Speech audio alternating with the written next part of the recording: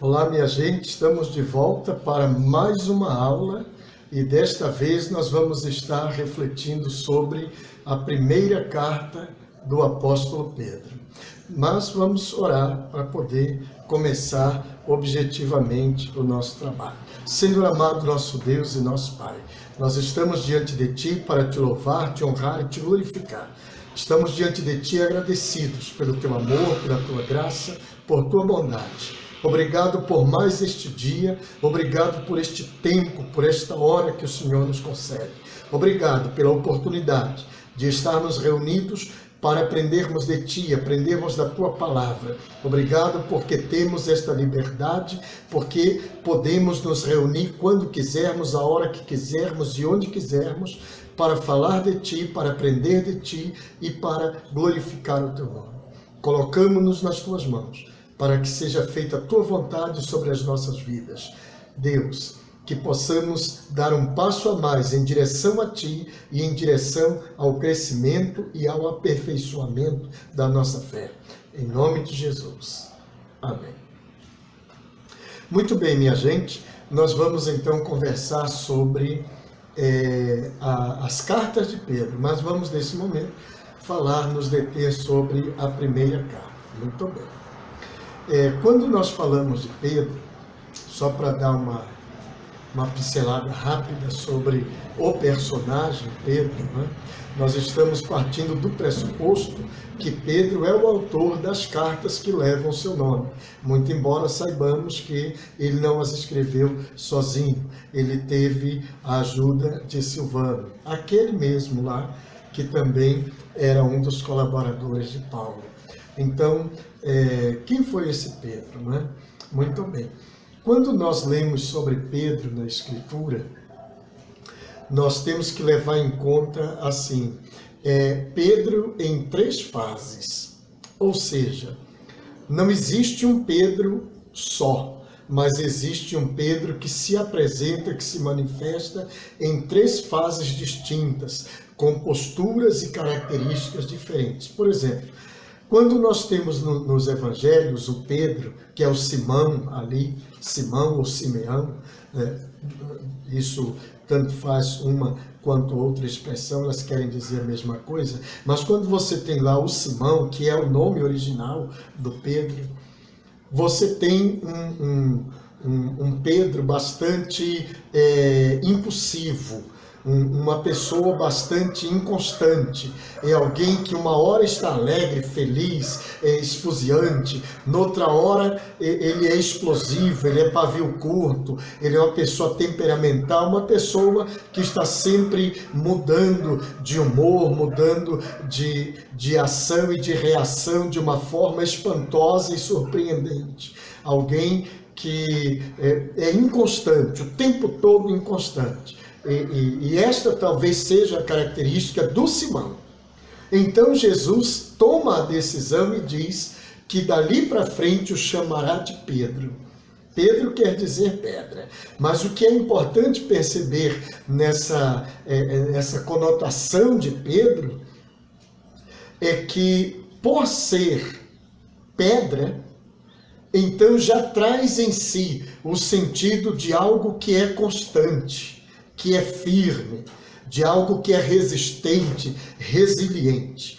E quando nós olhamos o Pedro nos Atos dos Apóstolos, por exemplo, você já tem um Pedro que é Pedro mesmo, ele é mais constante, ele é uma pessoa que já sabe o que quer, já sabe para onde ir, já exerce um controle melhor sobre o seu temperamento, sobre os seus impulsos. Não é aquele Simão lá dos evangelhos, explosivo, temperamental, uma pessoa inconstante, uma pessoa que está a todo instante, a todo momento mudando de humor, mudando o seu jeito de ser. Nos Atos dos Apóstolos, ele já tem os pés no chão, já é uma pessoa centrada, já é uma pessoa que sabe para onde vai, sabe o que tem que fazer. Ainda é o Simão, mas ele é mais predominantemente Pedro, aquela pessoa firme, aquela pessoa estável, segura, e isso é significativo. Mas quando nós chegamos nas cartas, chegamos nesse momento das cartas, nós temos um terceiro Pedro, uma terceira fase de Pedro, ou seja, agora nós temos um Pedro ancião.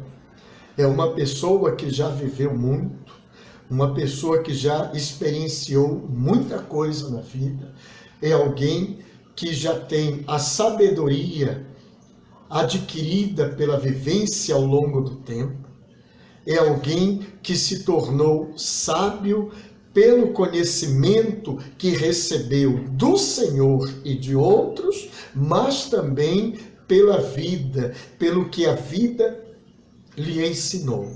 Então nós temos 3 Pedros aí. Aquele dos evangelhos, uma pessoa tempestuosa, uma pessoa absolutamente inconstante. Nós temos o Pedro dos Atos dos Apóstolos, que já tem constância, já tem firmeza.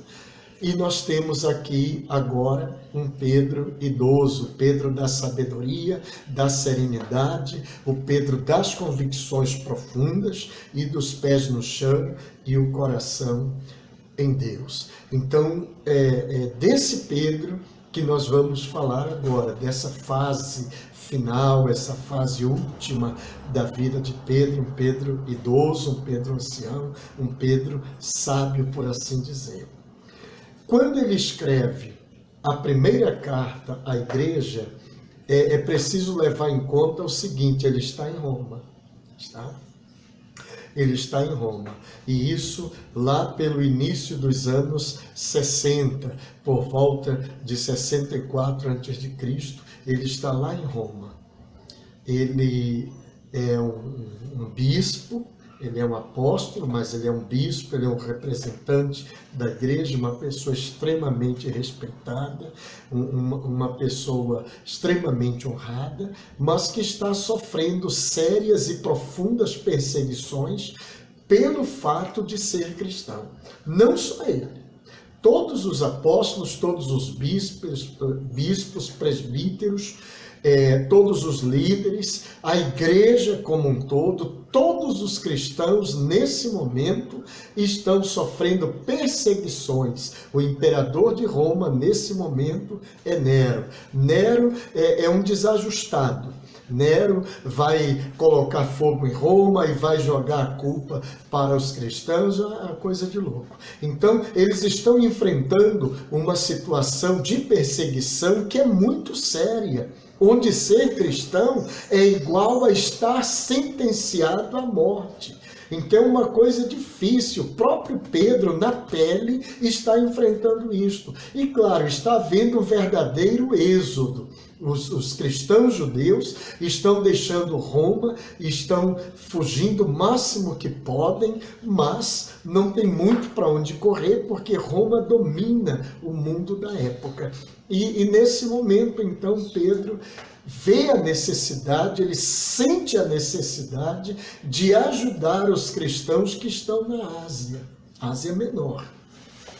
E ele então vai dirigir esta carta a esses cristãos que estão na Ásia Menor e que estão sofrendo essas duras perseguições, como ele também está sofrendo, que estão sofrendo essa luta, essa provação terrível, e isso os leva a questionar a sua fé, isso os leva a questionar a sua confiança em Deus, e Pedro está preocupado, ele é um pastor.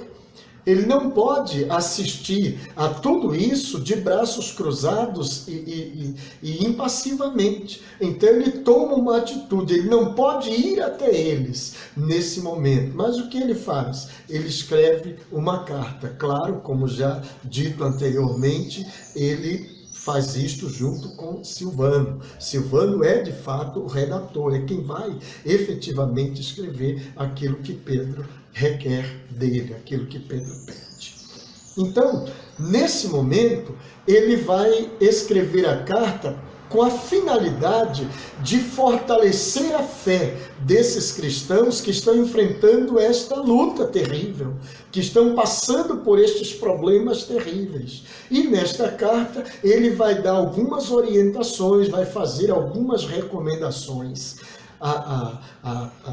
ainda para piorar toda essa situação. Existem também os falsos mestres, que depois a gente vai falar mais detalhadamente sobre isso na segunda carta. Então, é uma luta muito grande, porque tem os romanos perseguindo, prendendo o cristão, matando o cristão, é uma desgraça. E eles estão com a sua fé abalada. Por quê? Porque se eu sou um cristão, se eu tenho uma fé em Cristo, eu creio, eu confio em Cristo, por que isso está acontecendo comigo? Então vem uma insegurança, vem uma série de situações, uma série de coisas terríveis. Aí, para piorar, vem esses falsos mestres ensinando coisas absolutamente contraditórias à sã doutrina, ao ensino de Cristo, ao ensino dos apóstolos. E isso faz minar cada vez mais a fé do cristão, faz minar a confiança que eles têm em Deus e em Cristo. Agora, Pedro vai alertar sobre uma série de coisas e ele vai mostrar que a provação, ela necessariamente não é uma coisa ruim, a ponto de você, por causa dela, abdicar da sua fé, abdicar do seu Deus, da sua esperança de salvação. Não, de maneira alguma. Ele até vai mostrar da seguinte forma: o participar de um momento como este, de prova, de luta, implica dizer que você está participando dos sofrimentos de Cristo. Não é momento e não é motivo para abandonar a fé o fato de se estar passando por lutas, por provações, por perseguições. Ele diz, mas isto está fazendo você se assemelhar a Cristo, porque Cristo foi justo e ele enfrentou perseguição, ele enfrentou sofrimento, que culminou inclusive na sua morte, e não uma morte qualquer, mas uma morte de cruz, que é um martírio, é uma tortura. Então ele diz, você não deve abandonar a sua fé por causa da provação. Fique firme, fique constante diante de Deus. Por quê? Porque a provação vem, mas a provação também vai. Então é algo que vai passar. Não quer dizer que vai ser fácil. Não quer dizer que é uma coisa tranquila, que todo mundo passa tranquilamente. Não, não é tranquilo, nunca é tranquilo. Nunca é sossegado. Nunca é uma coisa boa, por assim dizer, prazerosa. Mas ele, quando diz que você deve olhar isto de maneira positiva, é que você deve olhar na provação, no sofrimento, você deve olhar a oportunidade que Deus está lhe dando de você não só testemunhar a sua fé em Deus, mas de você crescer, você atingir um nível a mais, um nível mais elevado na sua experiência humana e na sua própria experiência espiritual, na sua fé. Então não é motivo para abdicar da fé, abandonar a caminhada, de maneira alguma. Claro que isso vem, diferentemente, esse discurso vem a nós daquilo que se ouve corriqueiramente. Porque hoje é muito comum por aí, não é o caso da sua comunidade, mas por aí ocorre muito, de as pessoas estarem ouvindo aquelas pregações que uma vez que a pessoa é cristã e ela é fiel a Deus, ela está livre de sofrimento, livre das dores. Isso é uma inverdade, está? Isso é uma inverdade. O estar com Cristo não nos isenta da luta nem da provação, porque luta e sofrimentos são inerentes à vida humana, faz parte da dinâmica da vida, do ato de viver. Então, não existe essa coisa de agora eu sou um cristão, adeus sofrimento, adeus dores, adeus lutas, não é nada disso. Não é nada disso. Então, e Pedro está mostrando isso. Então, irmãos, não abandonem a sua fé, não abram mão da sua fé em Deus, da sua fé em Cristo, por causa dessas provações. E é interessante considerar que naquele contexto as provações não são como essas que a gente enfrenta hoje. Hoje o fulano tem uma provação porque ele perdeu o emprego. Então ele está numa luta, ele está num sofrimento, numa angústia, uma coisa terrível. O outro é porque está com contas atrasadas, então ele está numa luta, numa angústia, num sofrimento. O outro enfrenta uma doença, aí ele está nessa angústia, nesse sofrimento, nessa luta. Ali a provação era num outro nível. Era pelo fato de eles crerem em Cristo e eles eram perseguidos e presos, eram crucificados, sentenciados à morte pelo fato de serem cristãos. É uma perseguição político-religiosa. Então a pessoa tem que andar meio que às escondidas, porque ela não pode se expor, ela não pode ser associada à fé cristã, identificada com um apóstolo, com um cristão, seja ele quem for, porque ela pode subitamente ser presa, ela pode ser condenada à morte, inclusive à morte de cruz. É uma coisa terrível que está acontecendo, é de fato desesperador o quadro. Mas Pedro está dizendo, mesmo diante desse sofrimento, dessa luta nesse nível, você não deve abrir mão da sua fé. Você deve permanecer firme em Deus. Porque é natural que o cristão enfrente problemas. Mas também é natural para o cristão alcançar a vitória. Por quê? Porque Deus não é injusto. Ele não vai deixar você passar por uma luta, por uma tribulação, sem que você tenha condições de vencer. E é Ele quem garante essas condições. Agora, Pedro mostra na carta que o objetivo maior da fé é a salvação da alma. Então nós não podemos perder de vista esse objetivo principal, o objetivo maior. Porque alguém poderia dizer, mas o fulano está aí, ele permaneceu firme na fé, mas foi crucificado e morreu. Pois é, mas a salvação ele não perdeu. Porque o objetivo maior é a salvação da alma dele.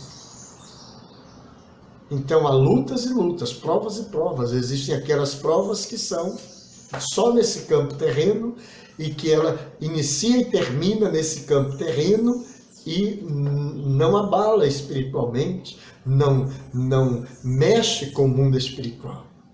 Mas existem lutas e provas que têm uma origem espiritual e que mexe nas estruturas espirituais, que mexe na eternidade.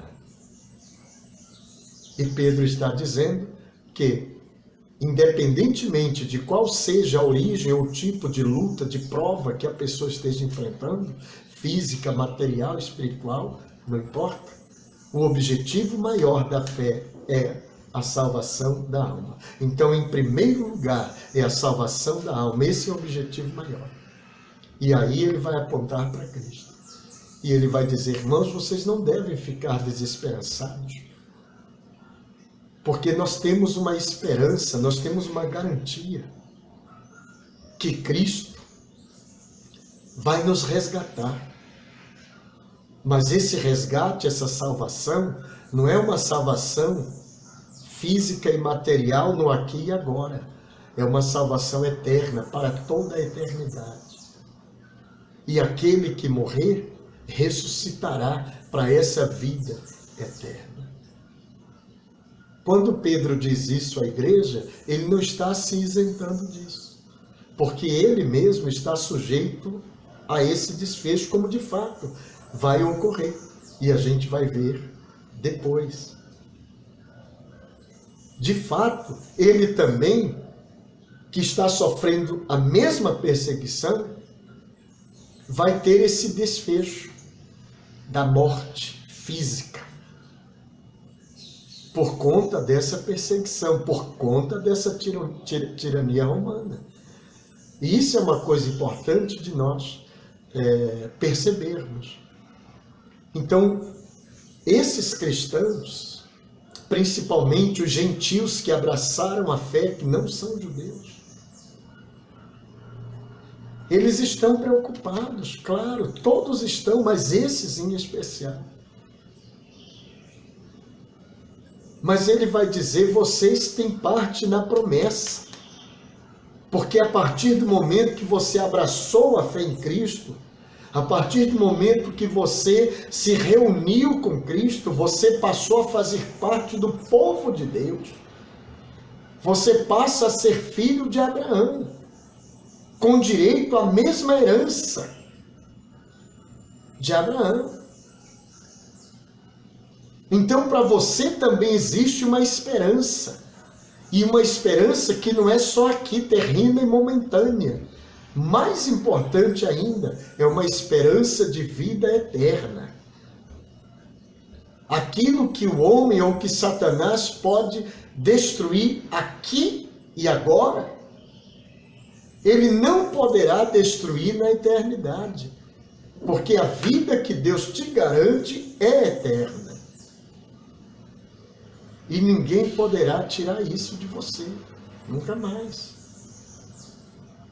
Ele está tentando levar esses crentes a manterem-se na esperança de salvação, apesar das lutas e tribulações.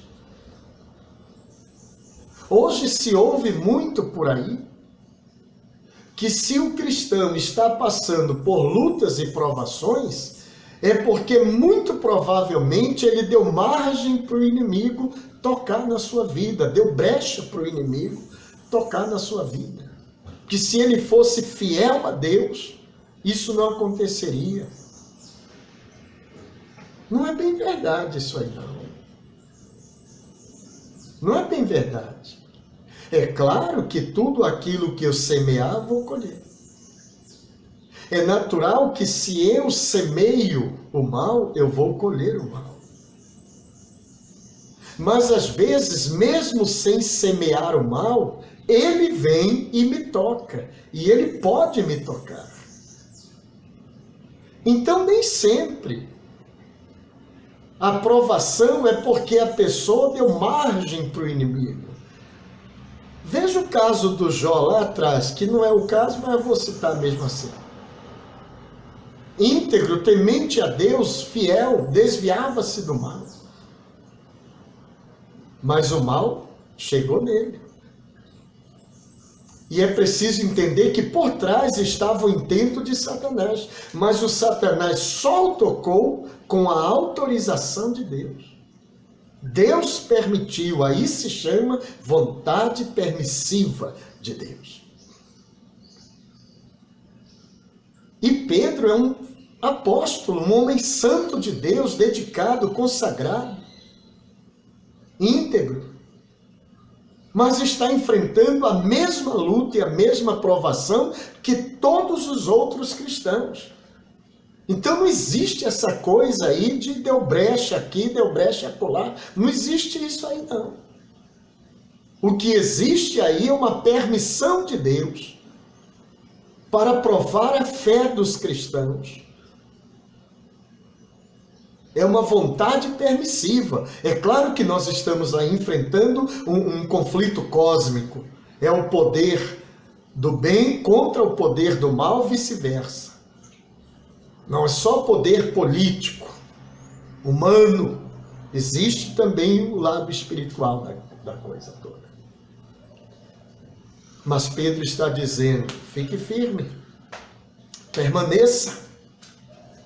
Porque o diabo está ao derredor, querendo a oportunidade para te destruir. Mas seja firme, seja constante, seja abundante na obra do Senhor.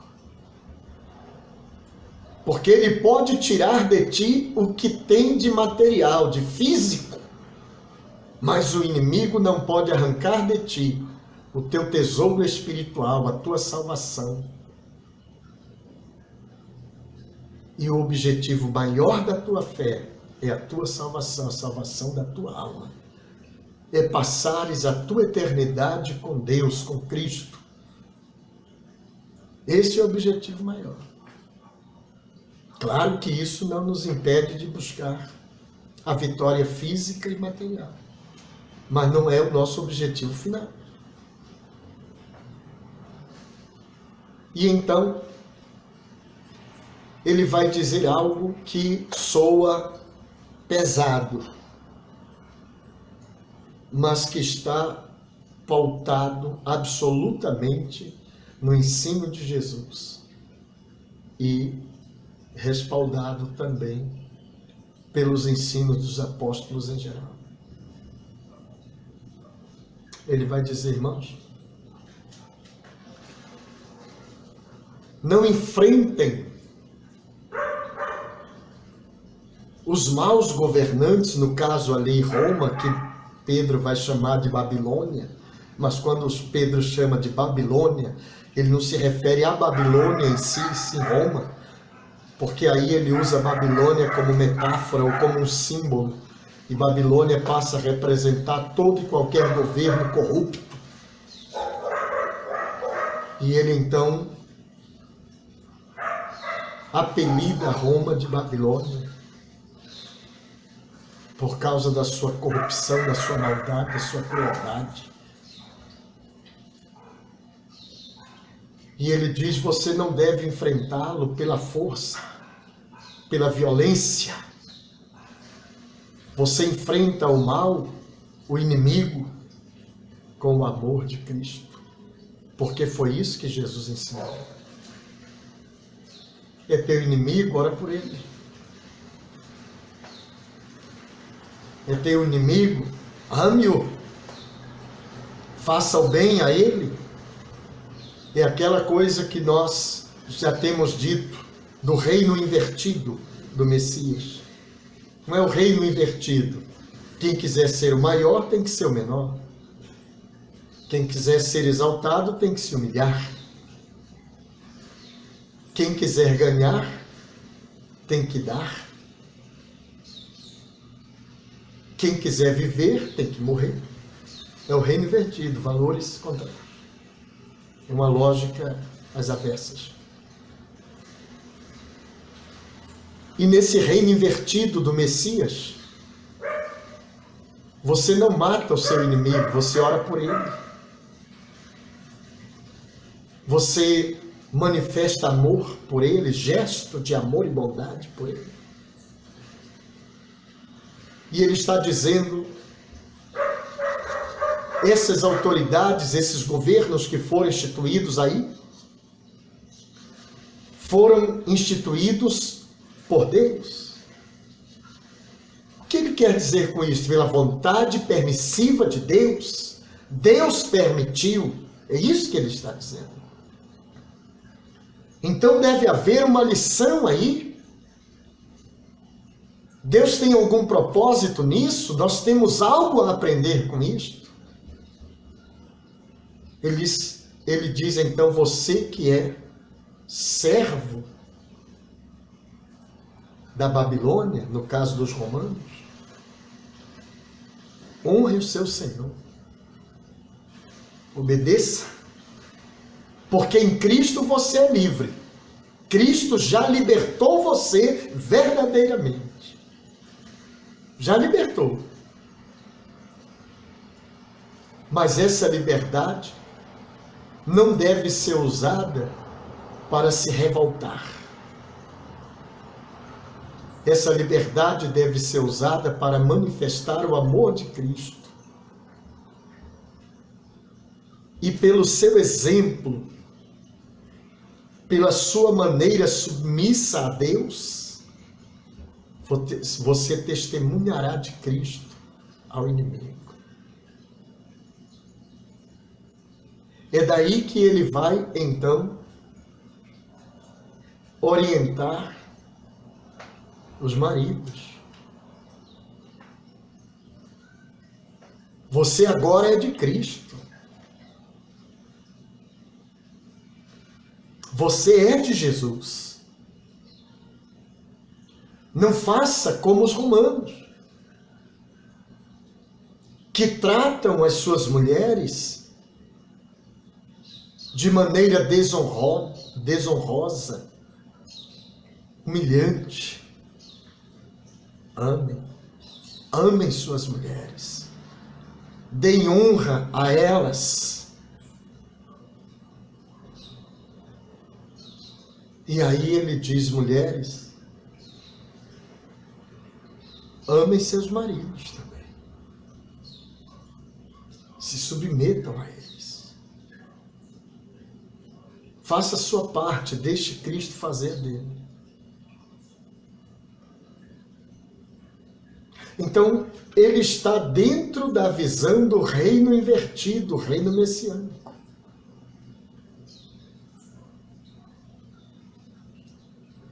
É preciso perceber que o apóstolo está tentando produzir dentro da mente, do coração daquelas pessoas, é a fé pura, genuína, pautada no amor de Cristo.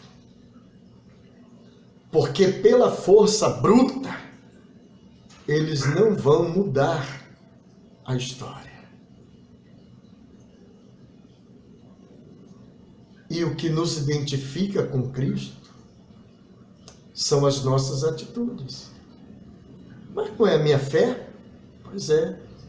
Mas as pessoas só veem a nossa fé a partir das nossas atitudes. É a única forma. Então ele está sendo pastor. Ele está pastoreando o rebanho.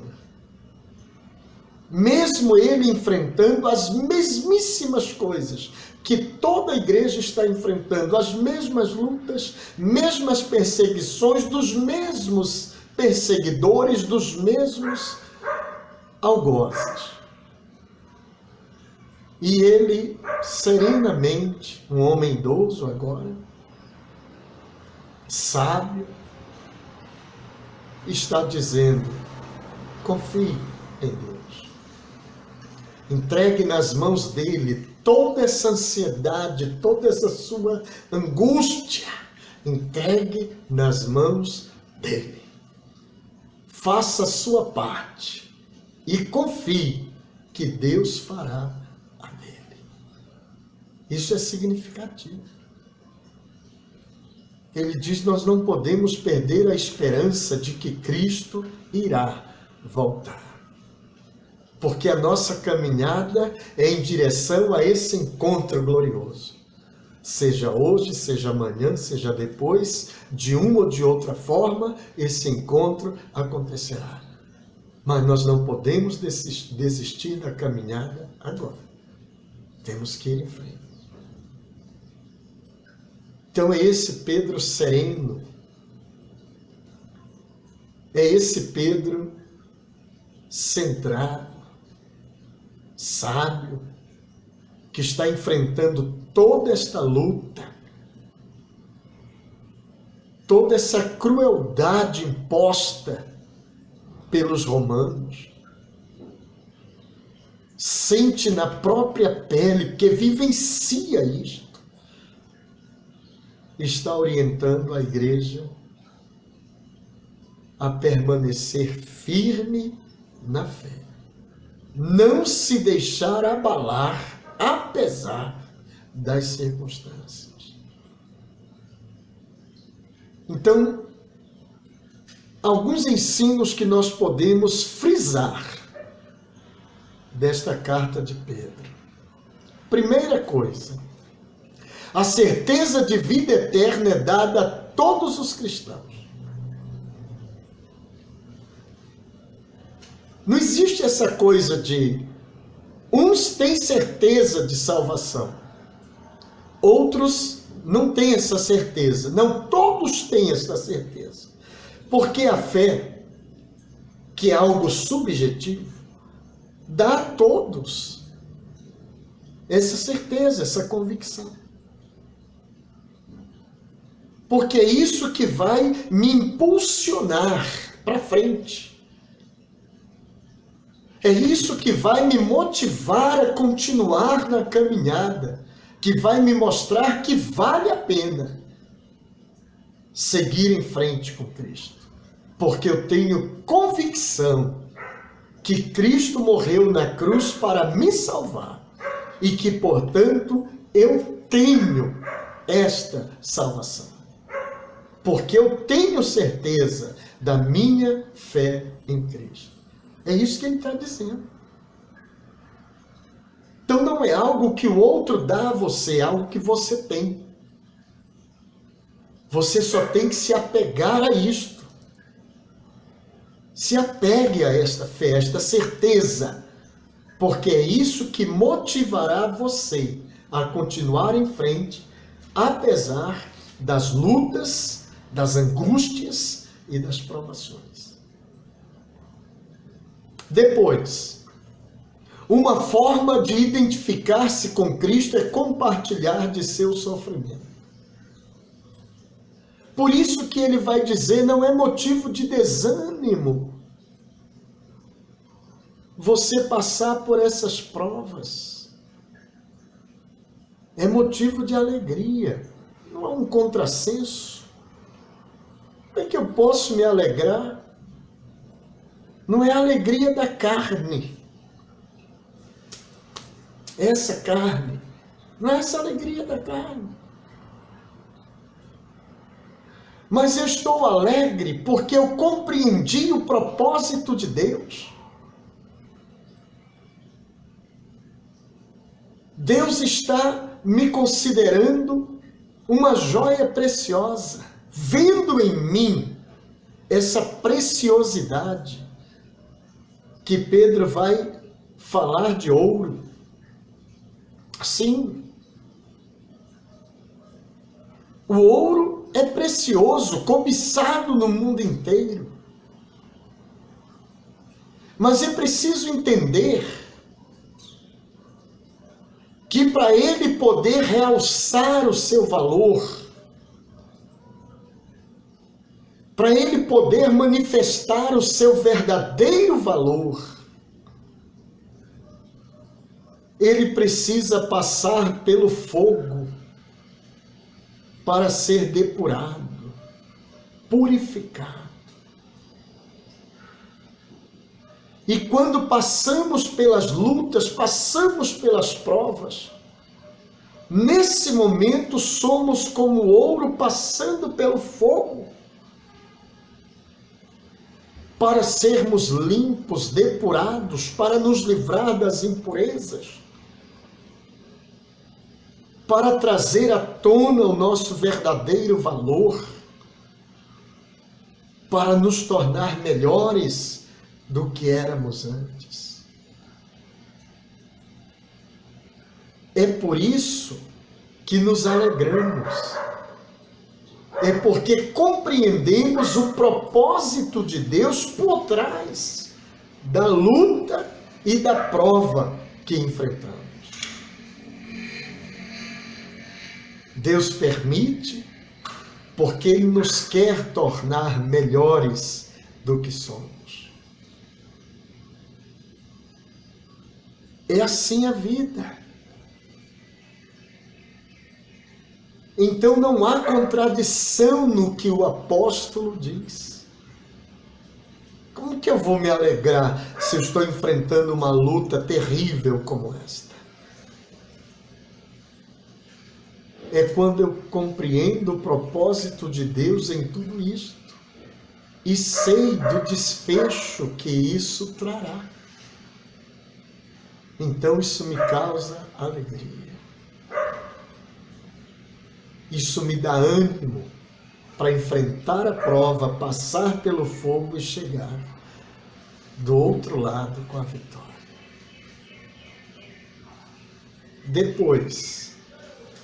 Vou ler aqui. Faz parte da provação suportar os insultos e calúnias daqueles que nos chamam de conservadores ou santarrões, santinhos. Deixa isso para lá. Ah, fulano vem de deboche. Você é um conservador. Grande coisa, deixa isso para lá. Santarrão, santinho, deixa isso para lá. Vive a tua fé. Nós estamos sujeitos a isso, a pichações. Isso é coisa pequena. Deixa para lá. Vive a tua vida em Cristo. E glorifica a Ele o passardes por várias provações. Porque isto é que vai alicerçar a tua fé, dar solidez à tua fé. Não te preocupas com estas coisas. Não te preocupas. O importante é viveres a tua fé, a tua confiança em Deus, porque Ele está cuidando de ti. Depois, devemos permanecer firmes sobre o que sabemos e cremos ser o certo. Eu não posso ir conforme o vento, conforme as ondas. Lembre-se, Pedro se tornou Pedro quando aprendeu a ser firme, constante, resiliente. Antes ele era só Simão, um inconstante, uma pessoa insegura, uma pessoa volúvel. Agora não, ele é Pedro, sólido como a rocha, firme, constante. Ser resiliente, esse é o ponto. Você sabe que uma pessoa é resiliente quando ela desenvolve a habilidade e a capacidade de suportar as pressões que se lhe impõem e ainda assim permanecer firme.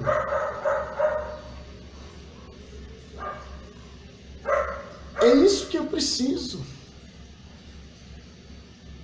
Eu tenho que me apegar àquilo que eu sei que é o certo. E fazer aquilo que é o certo. Eu não estou falando do politicamente correto, que isso é uma coisa que nasceu no inferno, é uma invenção do Satanás, politicamente correto. Estou falando do que é certo. Você aprendeu de Deus a verdade. Firme-se nela. Apoie-se nela. E não abra mão. Não importa o que digam. Não importam as circunstâncias. Nem as vozes contrárias, divergentes. Tenha convicção, apegue-se àquilo que você crer, a verdade de Deus, porque é isto que vai ajudar você na sua caminhada. Eu não posso jamais abrir mão das minhas convicções a respeito de Deus, convicções a respeito da salvação, a respeito da fé, a respeito de quem eu sou diante de Deus, a respeito daquilo que Deus me chamou para fazer, a respeito daquilo que Deus quer que eu faça. Não posso abrir mão disto. É uma questão de convicção. É simples assim. Agora, lutas a gente enfrenta, problemas a gente enfrenta. É assim a vida. Todas as pessoas que venceram, só venceram porque enfrentaram a luta e superaram. Não há vitória sem luta, não existe isso. Ah, eu venci, graças a Deus. Foi, lutou? Não. Então tu não venceste, amado. Tu não te ilude, não. Toda vitória pressupõe uma luta.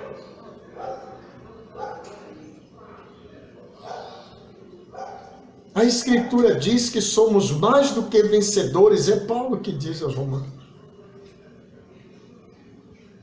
Em Cristo.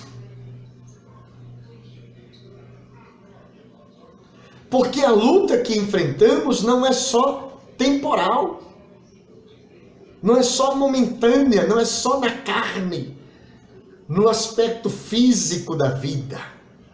Enfrentamos lutas espirituais. Enfrentamos inimigos que os olhos não podem ver. Mas Cristo nos garante a vitória. Mas a luta está aí. Vencer uma hoje, não te preocupas, amanhã tem outra. Fica calmo. Sempre haverá uma luta, e uma luta sempre maior que a outra. Por quê? Porque cada luta que você vence, cada fase que você supera, você se torna mais forte, mais habilidoso, mais capaz, mais apto a enfrentar um desafio cada vez maior. É gradativo. Então, não abra mão das convicções da verdade de Deus que você conhece. Não abra mão. Fique firme, constante, persevere nisto.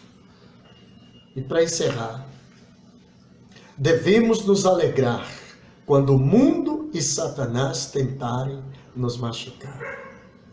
Não é aquela coisa ridícula, não é? O Satanás vem me tentar, graças a Deus, não vi a hora dele me tentar. Não é isso não, é uma coisa insana. Não é isso. Mas o que se quer dizer é, não se desespere, não saia gritando feito um louco, uma louca por aí, como se coisa do outro mundo estivesse acontecendo. Não, já é esperado. Já é esperado. Nós temos que estar cientes de que hoje, amanhã, depois, nós vamos ser perseguidos. Nós vamos ser traídos, vamos ser enganados, nós vamos ser tentados, vamos ser provados. Sim, eu tenho que estar ciente, isso não pode ser uma coisa que me surpreenda. Nossa, meu Deus, eu não esperava ser tentado, eu não esperava ser traído. Acabe com isso. Você sabe que isto vai acontecer de uma ou de outra forma. Você vai ser perseguido de uma ou de outra forma. Você vai ser maltratado de uma ou de outra forma. Esteja preparado para isso, para que quando isto acontecer, você, baseado nas suas convicções da verdade de Deus, possa enfrentar. E enfrentar com sabedoria, com entendimento, com postura de fé. Postura de um verdadeiro cristão, de um verdadeiro adorador de Cristo. Vai ser fácil? Não vai ser. Mas você vai vencer. Você vai superar. Você não pode esquecer que você é ovelha do aprisco de Jesus. O que Jesus disse lá em João 10? Eu sou a porta do curral das ovelhas. Quer dizer isso? Quer dizer que lá naquela época, os pastores de rebanhos de ovelhas, literalmente falando, construíam um cercado de modo que As ovelhas não seriam capazes de passar por cima dessas cercas, e nem os predadores entrar por cima dessas cercas. E tinha uma porta, apenas uma. E na porta, quem ficava? O pastor. Ali ele ficava. Para a ovelha sair só se fosse pela porta, e o pastor estava lá, não deixava. E para o inimigo entrar só se passasse pelo pastor. Jesus diz: eu sou a porta. Eu sou a porta. Então, amado, presta atenção. Se você está no aprisco de Cristo, o inimigo, para chegar em você, terá que passar pela porta. E a porta é Jesus.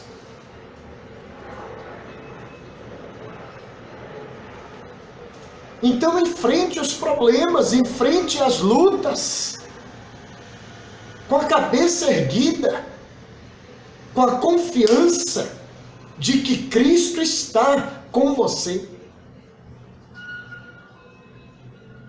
Com a confiança de que você sabe em quem você crê, que é Cristo. E é nele que você confia. E é ele que garante a você a vitória. A prova é grande, a luta é grande. Quanto maior a luta, maior a bênção. É verdade.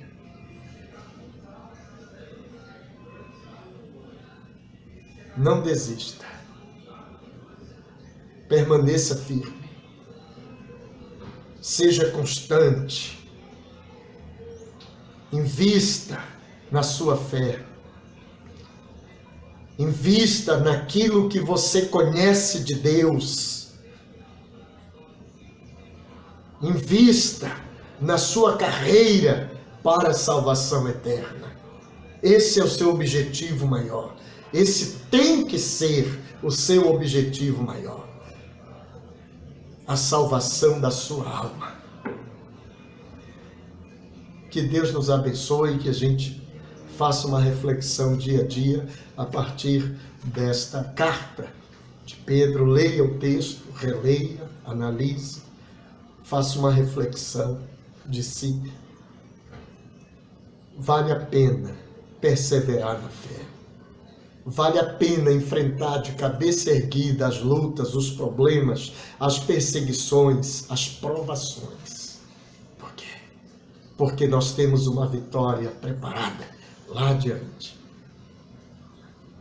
Temos uma vitória garantida lá adiante. Vamos orar. Senhor amado, nosso Deus e nosso Pai, graças te damos pelo teu amor e por tua bondade, graças te damos por tua misericórdia. Ajuda-nos, Senhor, a colocarmos em prática no dia a dia o conhecimento da tua palavra. Ajuda-nos a nos firmar nesse conhecimento da tua palavra, nessa verdade que é tua, para não abrirmos mão da nossa fé, para não abrirmos mão da nossa caminhada, para não abrirmos mão da vida eterna, não abrirmos mão de ti. Ajuda-nos, Senhor. A luta é grande, porém, maior és tu, Senhor, o nosso Deus, que nos garante a vitória. Nós oramos a ti, em nome de Jesus, e que seja feita a tua vontade. Amém.